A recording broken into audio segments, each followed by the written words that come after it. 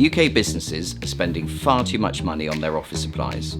I suppose you could cut your post-its in half and ask everyone to write smaller. Or refuse to issue new ball pens until the old ones are handed back empty. But in reality, you've got better things to do with your time.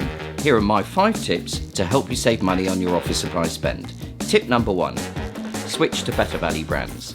Here's an example. Here's the brand leader for sticky notes. And here, for the same amount of money, is what you will get if you can switch to an own brand equivalent.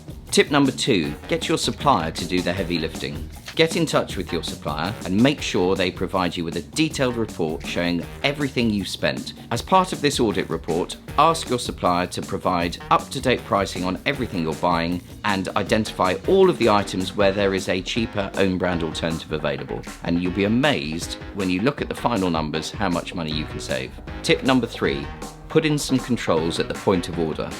Do not let your staff run amok with a 20,000 product catalogue without any restrictions. A good supplier should also be able to offer restrictions and controls to stop your staff buying products that they don't need and you don't want them to have. Going back to the sticky note example, you want your staff to be aware that there are cheaper versions available so that they don't buy the wrong product at your expense.